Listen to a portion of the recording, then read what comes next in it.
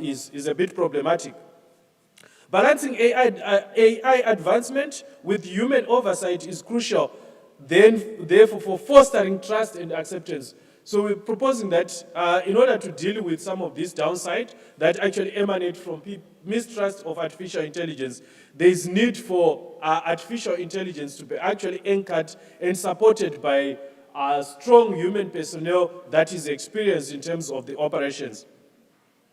So what are some of the challenges and future directions?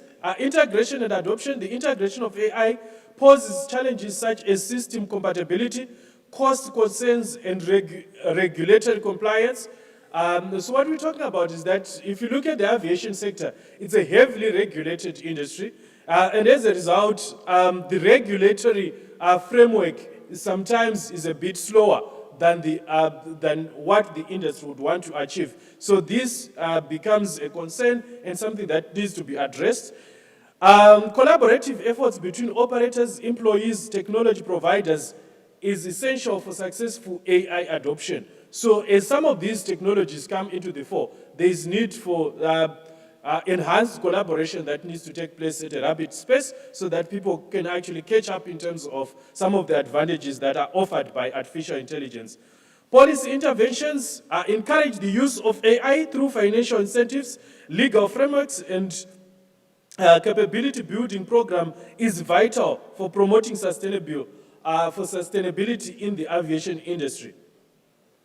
Some of the trends that we actually, what are some of the emerging trends that we see from the literature is that sustainable aviation fuels, so there's also an adoption of and use of sustainable of AI in terms of optimizing supply chain of sustainable aviation fuels, which lead to more efficient and cost-efficient production processes. The integration of AI with SAF technology can enhance the performance and adoption of alternative fuel in the aviation industry. And it can actually shorten the time that the aviation industry can actually reach, if ever it is to reach its target of reaching net zero. We also see the integration of AI and also block technology for aviation efficiency. The integration of AI and blockchain technology can revolutionize airport operations, leading to enhanced security, efficiency, and passenger satisfaction. In conclusion, AI is a crucial enabler for sustainability and can foster efficiency and also drive the issue of sustainability, as we have seen. But there is need for continued research in this particular endeavor and also to address some of the challenges that we have identified. Thank you.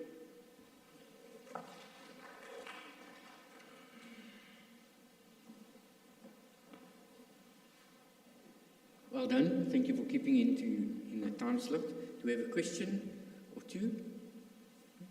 Okay, in the middle.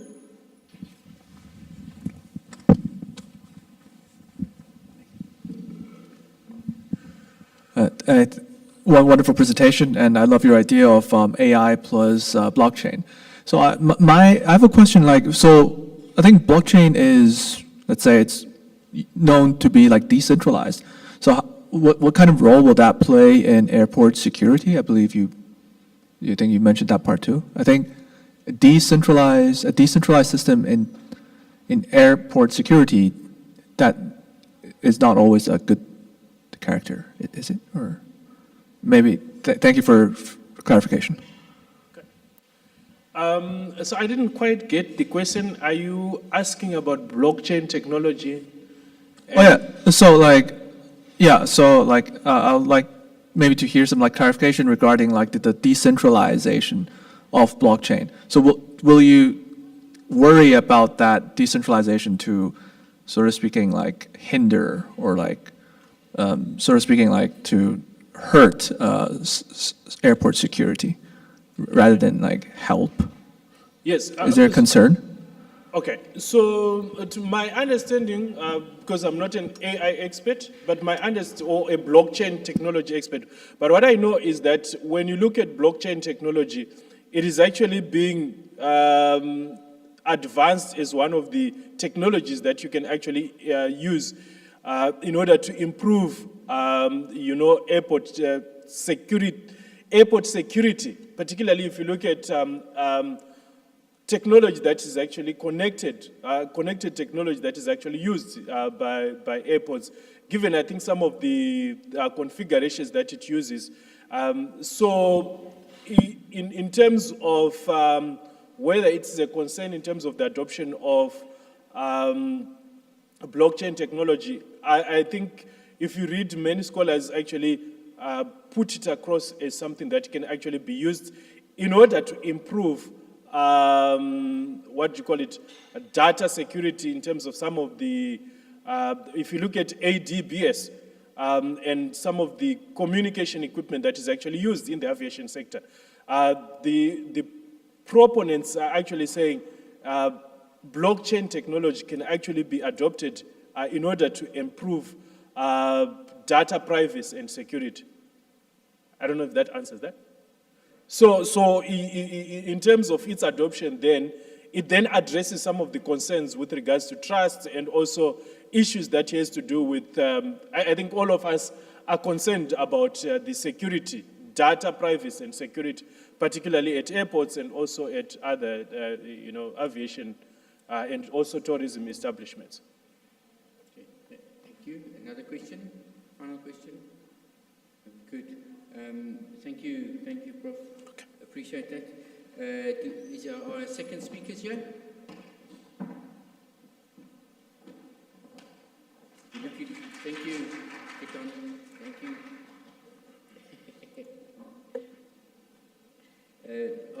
Is our second speaker? Yeah, thank you. We're going to hear about the application of machine learning technologies for predicting investment decisions from investor personality. Sounds quite interesting. Maybe we can all learn how to invest better.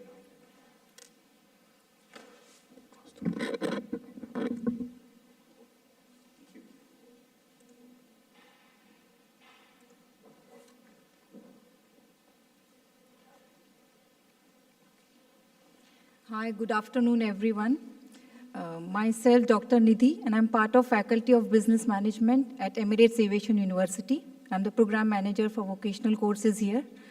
And today I'm here to present my research on the title Application of Machine Learning Techniques for Predicting Investment Decisions from Investor Personality. Now, since I'm from business background, so I'll be trying to explore and through this study that how personality impacts choices of individuals while we differ in our personalities. So when we say personality, what exactly do we mean by that? So when I say personality, it is how we all are and who we all are in terms of how we socialize. Do I like to socialize and you like to be in solitude? Are you a risk taker while I am more of a conservative and conventional type of an investor or a person who thinks and be rational before I take decisions in life? So we have different types of individuals while we take decision. So we have these kind of concepts, like trait theories are there of personalities in management, which helps many areas such as marketers, for example, that why certain individuals jump to buy the iPhone while they stand in queue, while some of us may wait for 2 months whether to see the reviews and then see to it whether the iPhone is working really nice. So again, it depends on personality type. Some of us are adventure seeker, risk takers, and while some others will wait and watch more. So this research basically talks about the area of behavioral science and behavioral finance to be specific. So we know that today's individuals have a lot of choices when it comes to investment decisions, and each decision demands timely and informed decision making. So research now increasingly shows that investment decisions are not solely about economic returns, but it is also about how personality traits influence these kind of decisions. The Big Five personality model, which is the model which I will be using for the study and explaining in my coming slides, further slides, it's used to understand and explain the human behavioral patterns, but its integration with machine learning is yet under exploration. There is an overwhelming evidence that Big Five personality traits or the dimensions do influence financial preferences among decision making, and it may affect the investor's propensity to take financial risk. So traits such as extroversion or extroverts, they seem to play a very significant role in investment decision making, but it is still a confusion as to which machine learning model or which model may be applied to exactly understand the appropriateness of the model to the personality traits. Thus, there is a significant need for advanced analytical models that can capture how psychological factors shape investors' financial choices. So before I explore the research methodology and the research objectives for the study, let us first understand what Big Five personality model is for. Now, it is a behavioral model of personality, whereas it is widely accepted as a psychological framework where it divides individual personality into 5 different traits, also known as OCEAN. It's an acronym which stands for openness, conscientiousness, extraversion, agreeableness, and neuroticism. So what do they mean? Now, individuals who are high on openness tend to show more creativity and are more curious, and they want to learn new experiences. Individuals who are high on consciousness are more organized, more thoughtful, and also more goal-oriented. While the individuals or people who are more extroverts or high on extroversion are more sociable and assertive, while agreeableness reflects the cooperativeness and the empathetic nature of an individual. The last and the least, it's more about the pessimist type of individuals and more moving towards the negative experiencing. So neuroticism, basically, these are individuals who are easily prone to anxiety, stress, sadness, moodiness, and so on and on. So, like I said, openness are the individuals who are highly curious, open to experiences. Consciousness basically are more organized, punctual. Extroverts are more sociable, talkative. They want to go out, be energetic in their social surroundings. And agreeableness are more empathetic, while neuroticism basically prone to stress, anxiety, and moodiness. So how do these traits or individual traits basically influence the investor's choices and influences the decision making? Now, literature studies suggest that cognitive biases and personality traits do influence investor choices, and machine learning can greatly improve these kind of prediction accuracies. Another study recently conducted also highlighted that artificial intelligence and machine learning may improve investment choices by analyzing investment decision and the investor risk tolerance. Another study conducted in 2024, it resulted and said that it used machine learning to study investor biases, and also reported that personality traits, risk perception, and COVID-19 disruption, all of them affected the investor behavior. So that brings me to the research objectives for the study. So 3 objectives were drafted.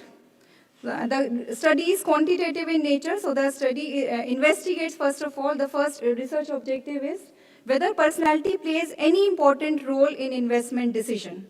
So that is first of all the exploration. Secondly, to explore different machine learning models to identify important personality traits impacting investment choices. Then lastly, to compare different models and to suggest as to which model is the best or the most appropriate, which may be helpful in selecting the future investment choices for individuals. The research methodology, as mentioned, is quantitative in nature.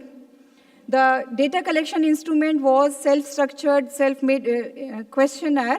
So the first section of the questionnaire contained the details of the demographic profile of the respondent, while the second section contained the related to the Big Five personality traits and investment decision. The sampling frame or the respondents were chosen as investors who have been investing in the stock market for the last 2 years. The data was collected through an online survey, and the sample size is 366 respondents. The variables for the research. Now, since it's a comparative research, so there are 2 sets of variables. The independent variables are the personality traits, the 5 traits, that is the OCEAN, and the dependent variable is the investment decision. So data was collected, and the data was analyzed using Python language, and the study used well-known machine learning platforms and taxonomies such as logistic regression, sequential minimal optimization, decision tree, random forest, natural language processing, and support vector machines. These are some of the model evaluation results of logistic regression, support vector machine, decision tree, random forest, and natural processing. Now, before I proceed with my results and the data analysis part, my co-author, Mr. Anshuman Mathur, has actually, he is an engineer in the AI and data science, computer science in India, and he is the one who has actually analyzed the data. So the results are from, data was provided from me and my co-author, Dr. Nidhi Mathur from New Delhi Institute of Management, and the data was analyzed by the AI engineer. So I am a bit, in terms of models and machine learning, so that part is not from my side. But the model evaluation results, it clearly showed when we comprehensively discussed all the 5 models that random forest achieved the highest accuracy amongst the 5 models tested. And basically, it reflects what? So that brings us to the research conclusion. So amongst the model tested, that is logistic regression, SVM, decision tree, random forest classifier achieved the highest accuracy. Now, this indicates a very stronger, comparatively stronger ability to predict investment decisions based on personality traits. The performance of the model suggests that personality, while it contains meaningful information about the investment behavior, but the relationship is only moderate, not very strong, which means that there are other factors and variables which are impacting or which may impact the investment choices from the individual. But the superior performance of random forest implies that the relationship between the personality and the investment, it is non-linear, which essentially reflects or indicates that the relationship between the variables is not constant, but it is ever-changing, or a variable relationship is there. Models such as logistic regression and SVM, which assume linear boundaries, perform less effectively, again suggesting that the association between personality and the investment decision is not purely linear. It is not a constant relationship. Overall, the findings provide empirical support that the personality trait do play an important role in shaping investment choices, though it is only one of the likely contributing factors as explained. Future research could enhance predictive power by incorporating additional behavioral, demographic, as well as financial literacy variables, which may use more of advanced ensemble and deep learning techniques. So the research has conclusion for a lot of areas in behavioral finance, as mentioned, so such as risk tolerance, equity allocation, financial planning, and advisor relationship.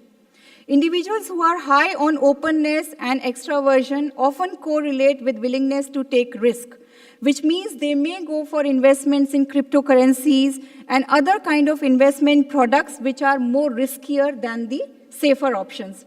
While the individuals who are high on neuroticism, they are consistently linked for low risk takers, so they go for more conventional options such as gold, real estate, or fixed deposits. Equity allocation, again, investors who score high or who scored high in neuroticism and low in openness, they are generally less inclined in taking risks, so therefore, they do not go for higher return, higher riskier assets, such as stocks. Financial planning, conscientiousness plays a very critical role in positive financial outcomes. Therefore, they are more likely to have more organized and saving habits than self-control. And finally, for the advisor relationship, financial advisors, they are encouraged to consider a client's personality profile before ensuring or recommending some of the financial products to the client. So just not the optimal economic returns. So the implications are for various stakeholders such as financial advisors, wealth manager, fintech platforms. They may use these insights to better understand investor profiles and tailor recommendations based on behavioral tendencies rather than just relying on demographic or economic factors. Since random forests perform best out of all the models tested, indicating a non-linear relationship, advisory systems can integrate machine learning-based personality profiling to provide customized investment suggestions which are more aligned with their decision-making, risk tolerance, and behavioral patterns. Financial service providers, they can differentiate products before, suggesting a product to the clients. For example, the individuals who are high on consciousness may prefer systematic long-term products and more long-term plans, whereas the individuals who are high on extraversion may be open to more dynamic instruments in finance. Now, as with all studies, the study has its own limitation and scope, and it can always be explored and expanded further in future. The analysis considered only the big 5 personality traits. So it excluded the behavioral and the other demographic factors which are equally significant or probably more significant for the investment decision making. The predictive accuracies of the models, while they are informative, they only indicate a moderate relationship and may be affected by data imbalance and measurement error. Additionally, the cross-sectional design limits the ability to capture changes in personality and investment over a period of time. We all change, so these kind of data needs to be updated and continuously collected. Future studies can include demographic variables such as age, income, occupation, probably the residence where they are living, and other pestle factors which are equally important for investment decision, financial literacy, risk tolerance, and behavioral biases, so that they improve the model accuracy. Deep learning models such as gradient boosting algorithm, XGBoost, Light GBM, CatBoost, and hybrid models may be applied to capture complex algorithms and behavior patterns, which may exceed the accuracy of the currently tested model, which is the random forest. Further longitudinal analysis may be done by tracking the same individual over a period of time, so to see to it that how stable personalities respond to various dynamism in the market area. So as market keeps on changing, do we also change in a person? So personality remains same, but the investment decision and the investment choices will keep on improving or changing as per the macro environment factors. So thank you so much.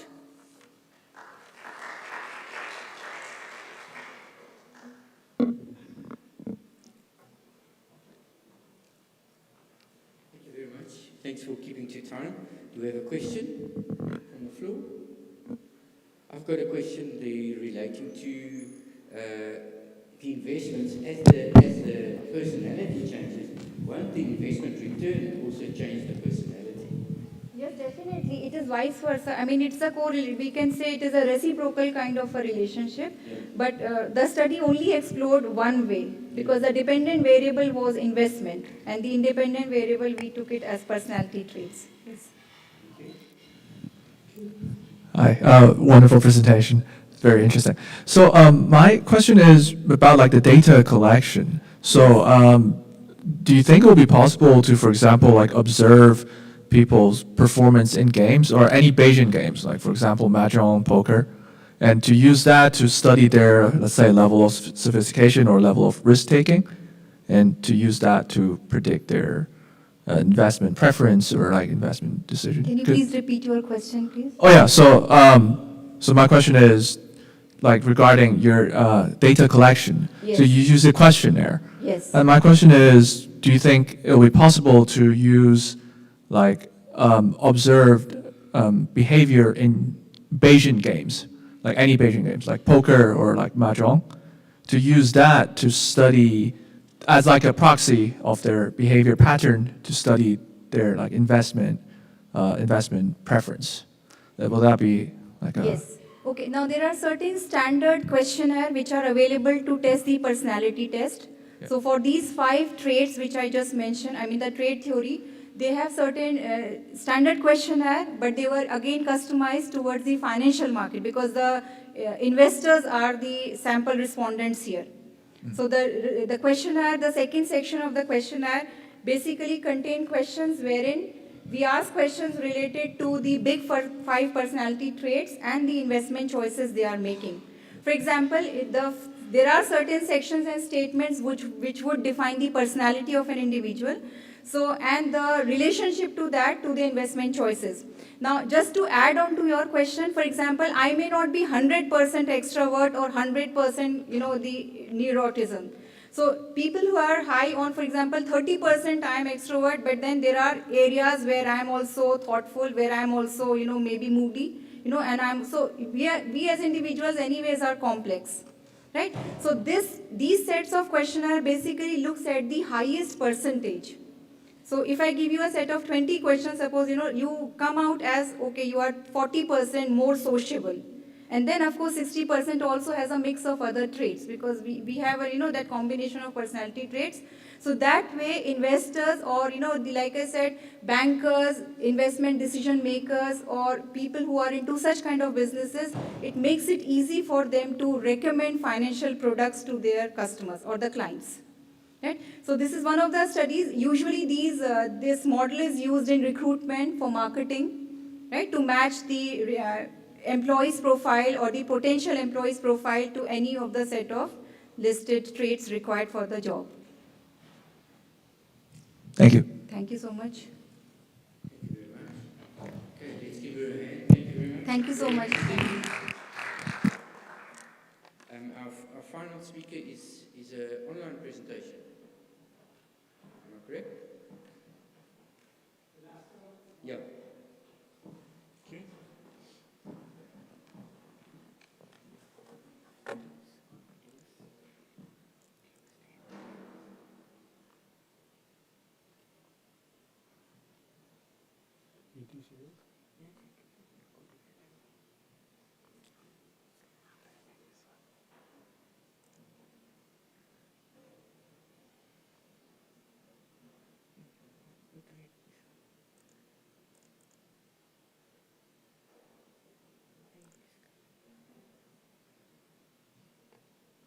Excuse me, you can be here.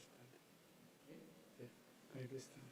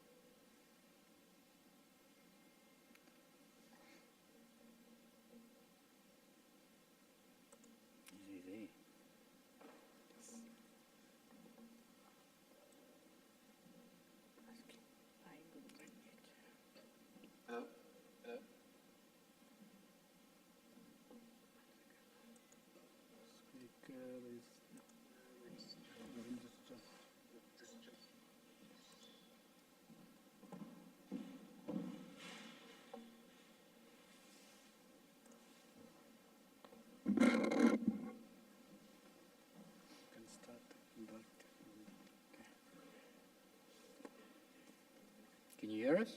Can you hear us?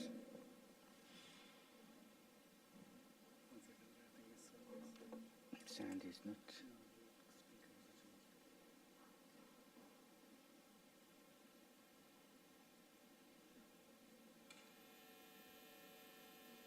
Can you hear us? I can't hear him.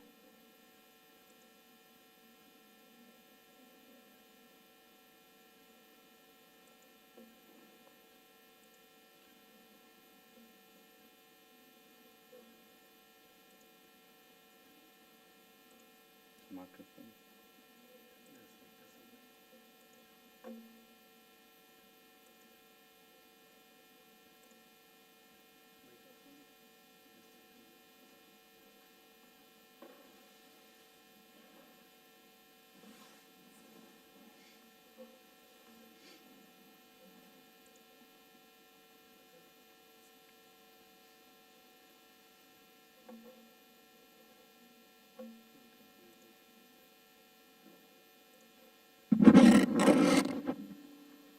Can you hear me now? Yes. Can you go ahead? I can't hear you, but I don't know if you can't hear me. Can you? Yeah, I can hear you. Right? Let's just check. Okay. Can you hear him? Can you hear him? Okay. Okay. Let me quickly introduce you, then you can go ahead. Okay. This is our last speaker for this section. He'll be talking on quantifying community resilience and mental health vulnerability after floods, a Bayesian machine learning workflow. Over to you. Thank you. Thank you. I'll just share my screen. Give me a second.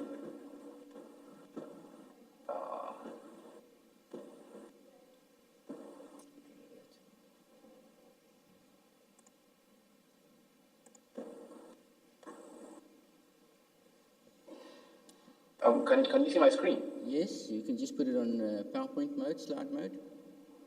1 second. Yeah.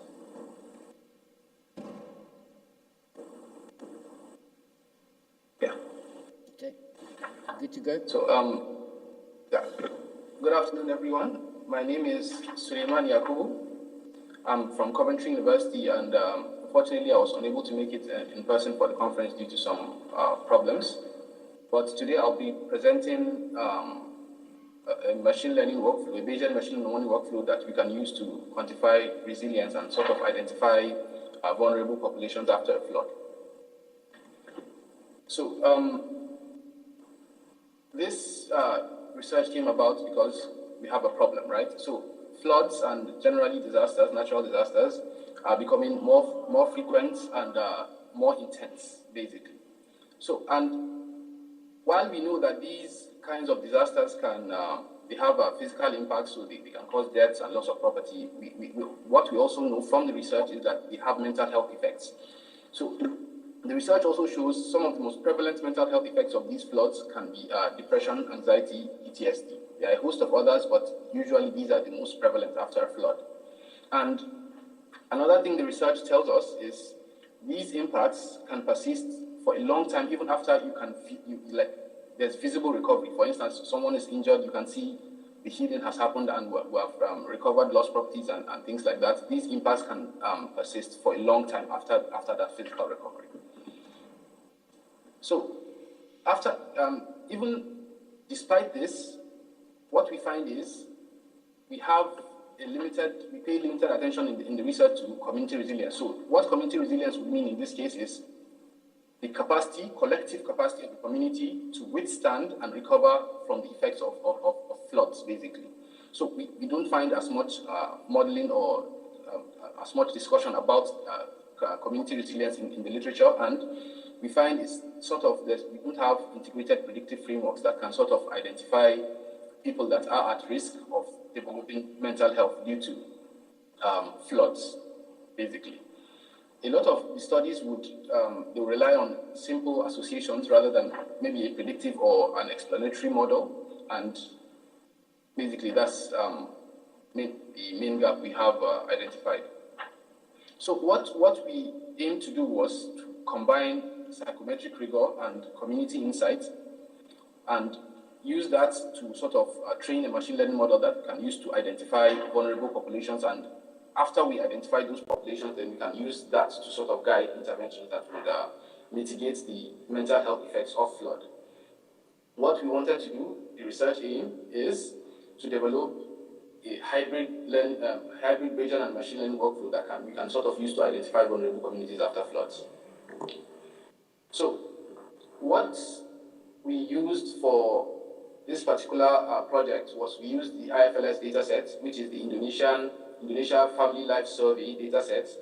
So this is a dataset that was collected in waves from, I think, 1991 until 2014, and in five waves. So we used wave 5 for several reasons. Now, the IFLS wave 4 and wave 5 both have mental health domains collected in the data, but we found the wave 4 had significant missingness in the data, so we focused on wave 5 to do that. So this data set is particularly useful for this kind of modeling, resilience modeling, because it captures a lot of it captures rich data. Basically, it captures a hierarchical data. You can have individual information. We can sort of feed into the household information, which we can also sort further feed into community information. So it's a multi-level data set. Basically, you can model it that way. And some of the key domains that are present in the dataset are mental health, which was collected using a CSD10 instrument to collect data, which it's an instrument that asks 10 questions and sort of scores what the mental health, what the depression score of that individual is using the instrument. So what the instrument does is it sort of sums the questions, and the highest score you can get from the instrument is 30. So if you have a score of 10 and above, generally it will be considered like it's possible, probable depression, basically. It also has domains of key disaster exposure, so when last flood, civil strife, and things like that, socioeconomic indicators such as wealth, assets, consumptions, and things of that nature. Then also it has social trust domains and a host of other domains, actually. So What, like we said, the main mental health outcome that was collected in this data set was depression using the CSD-10 instrument. So what we did with that data was we passed it to a RASH partial credit model. So what this does is it generates a latent score for depression basically. So the reason for this is usually when you use the CSD-10 instrument, what we do is we sum up all the answers to all questions. After inverting about 2 questions that are positive questions, we sum up those and use a score. But then it assumes that each of those questions have, let's say, the same importance. Like, for instance, like I said, we reverse some scores which are positive scores. It says, were you happy in the past week? And how have you been feeling sad? So it sort of assigns the same importance to each question. So the RASH sort of eliminates that, and you can have a comparable depression measure across different groups. If you use the sum score, someone might answer positive to some questions and negative to some questions, and the person will have the same score as other individuals, but the criticism of that is, are they really comparable, given that they answer different questions, so they have sort of different dimensions for their depression. So the RASH model sort of evens out this difference, basically. So after that, we generated predictors, basically. So we have 3 domains of predictors, basically. The economic domain, disaster exposure domain, which is flood experience. So how much, when was the last flood? How much did you lose in the last flood? Did you lose family members in the last flood and things like that? Then finally, the community domain, which covers mean wealth, education, social trust. So we use these predictors sort of to build to sort of feed into the machine learning model and predict which people, let's say, and which communities are likely to have depression after a flood. So this workflow will not be complete unless we talk about resilience. So what we used to model the community resilience, we used a Bayesian hierarchical model, a logistic Bayesian logistic regression model. It's hierarchical because of the way the data is structured. And we defined 2 formulations for resilience in this our workflow. The first one we called structural resilience, which is a term that we use just to identify what we mean. So it's based on attributes that in the literature are identified as providing resilience to people that experience floods and hazards, basically. So we combined wealth, consumption, that's basically things that outflow of money. So wealth is the inflow of money, wealth, income, assets, consumption, education, urbanization, and social trust of that community. Basically, we combine them into using a PCA into one basically construct, and we use that to epitomize the structural resilience. Then the second formulation of resilience we used the Bayesian hierarchical model to do that. So what we did was model depression as a function basically of all these other attributes. Then we sort of controlled for the individual and household attributes, and whatever variation was left due to the community was we operationalize that as statistical resilience. So what it means is the statistical resilience would be we define resilient communities as communities that are doing better than we expect after we control for the individual variables, better than we expect after the flood, and we identify less resilient communities as communities that are doing worse than we expect after the flood. So we fed this into a framework. So basically, you do the RASH modeling of the mental health of the depression score. We fed this into the hierarchical model, which sort of with the depression as the independent variable and the other attributes, health, age, marital status, and all the other predictors as the dependent variable. Then we extracted the community resilience score, which is the community random intercept, basically. Then finally fed this into let's say 2 different classes of machine learning models, which were random forest and XGBoost for the prediction. So the Bayesian effects will explain why. So like I explained earlier, the statistical resilience is basically the unexplained variance, that variance that cannot be explained by individual factors, so it can only be explained by community factors, basically. So this is a high-level overview of what the framework looks like. Like I mentioned, we took the data, passed the depression score, CSD-10, with the RASH model, then used a Bayesian model to sort of extract the community resilience score, then created data sets, some with resilience score and some without, then trained two different types of models basically with that and saw how they performed. So these are the performance of the model. We used AUC, area under curve, basically to sort of score the models. And what we found was generally models that we included the resilience score performed better than models without the resilience score. So it just showed the resilience can be used to improve predictive accuracy, basically. So the best performing model was the XG boosts that had the statistical resilience score attached to it.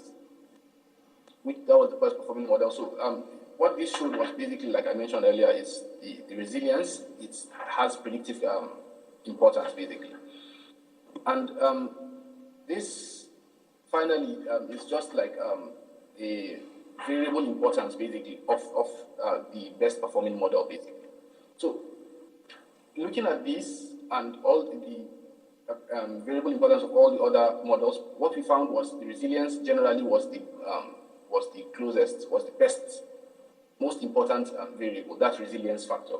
Then we could look at other factors, although what we found was each variable, each of the features did not contribute much towards the prediction of the variable, so they all contributed modestly. So it's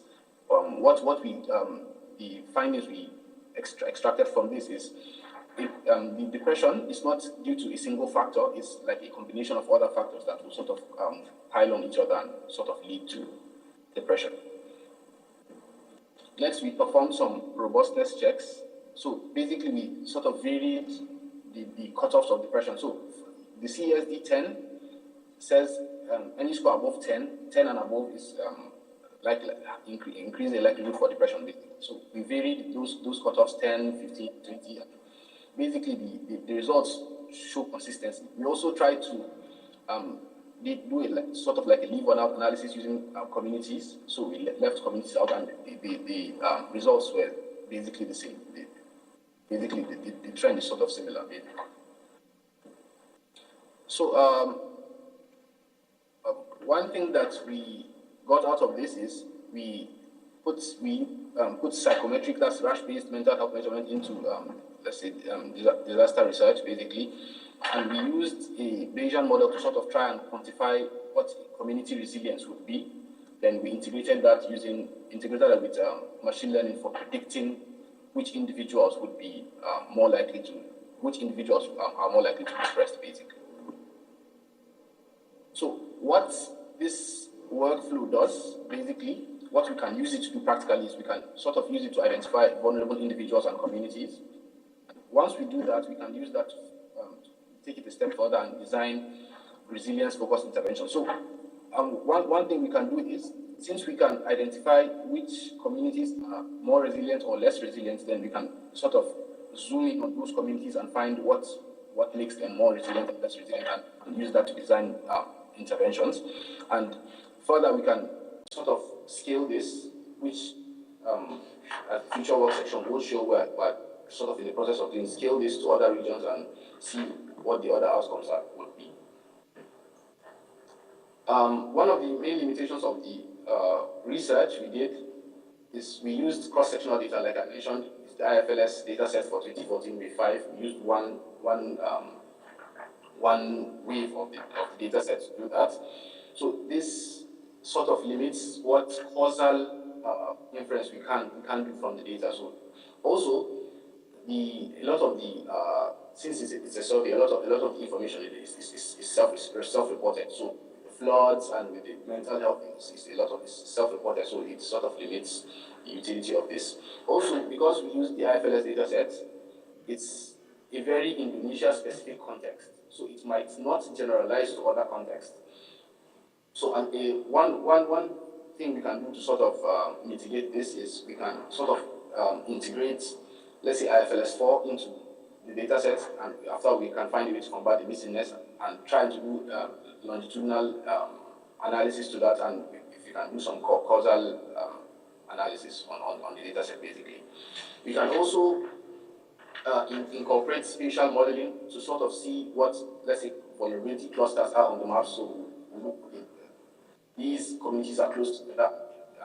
Because of that, they have more vulnerability or less, basically. Finally, we can extend this to anxiety and PTSD or other mental health problems. This will not be possible using the IFLS dataset because the depression was the only outcome that was collected in that dataset. And we can also extend this to other contexts, which our research is in the process of doing. We are actually seeking to get some data from an organization called UKHSA, which collects similar data for the UK context, so we can sort of use that model for the UK context and see. You have 2 minutes. 2 minutes to wrap up. Thank you. Thank you very much.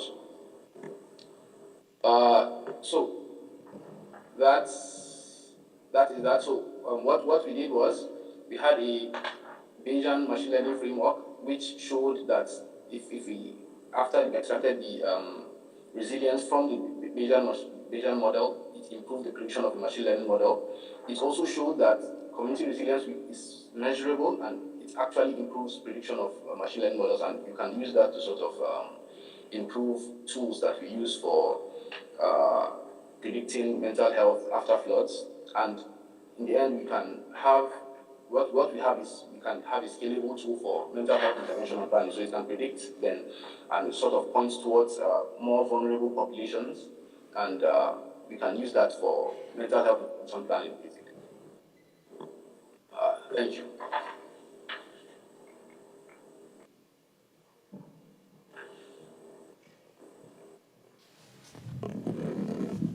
Thank you very much. Do we have a burning question from the floor? We are actually out of time. I just want to thank you for that presentation. Quite insightful, bringing together maths and modeling to solve a very real world problem. Thank you. Can we just give him a hand? And thank you for his contribution. Thank you, everybody. Thank you very much.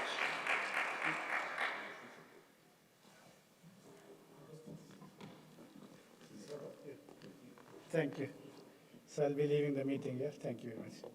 Thank you. Have a nice day. You too.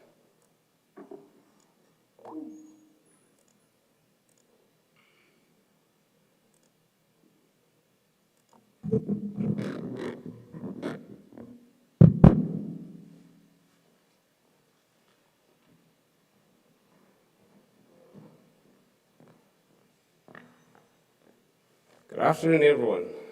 Looks like no one is smiling anymore. I think after a very long day, I'm not going to waste much of your time, but I'm going to proceed and give closing remarks for this conference.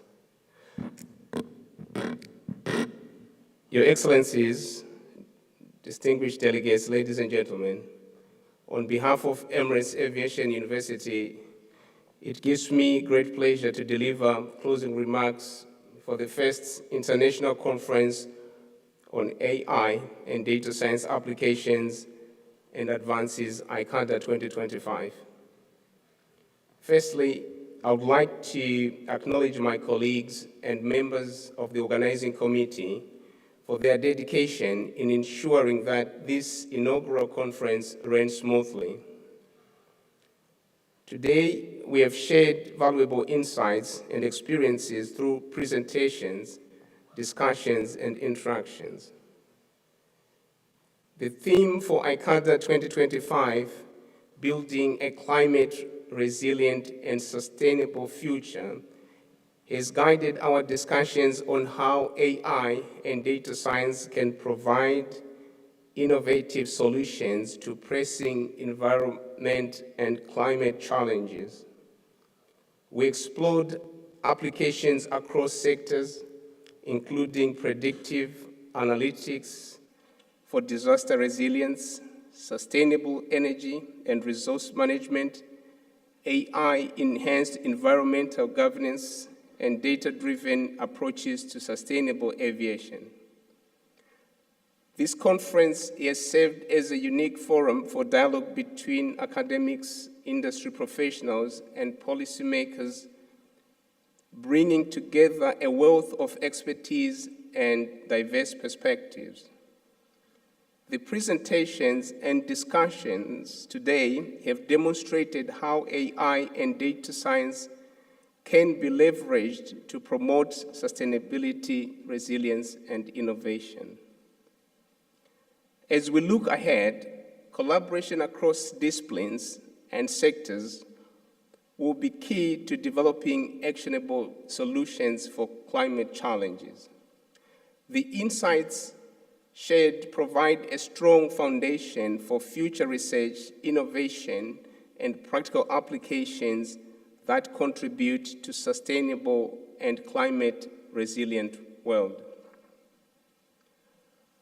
I hope you enjoyed networking opportunities throughout the day and will continue to build partnerships that advance research and real-world solutions in AI, data science, and sustainability. Finally, I would like to thank all participants for your presence and invaluable contributions. My gratitude also goes to our strategic partners, including New York University, keynote speakers, sponsor the Emirates Group, and the organizing and scientific committees whose dedication made this inaugural event possible. As ICADA is a biannual event, we look forward to welcoming you again in 2027 when we will reconvene to explore further innovations and advances in AI, data science, and sustainability. Your Excellencies, distinguished delegates, ladies and gentlemen, thank you again for your participation, and I wish you all a safe journey home. Thank you.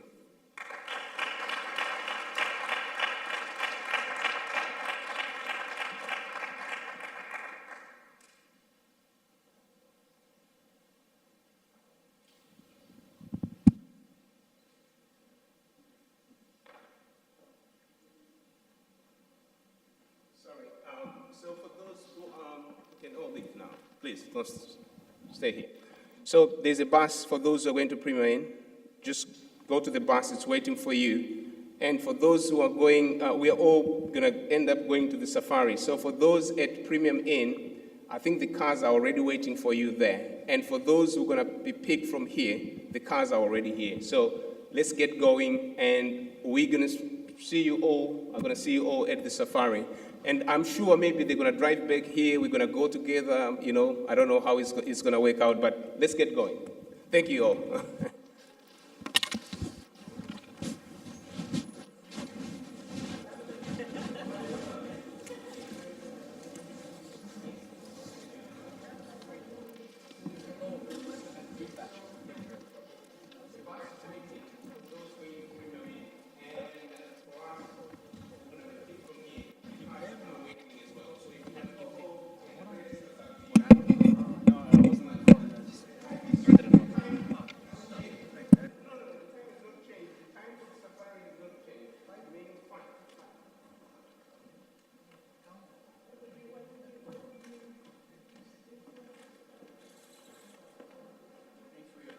Thank you. See you. You're going safari, yeah? Yeah, we'll be there.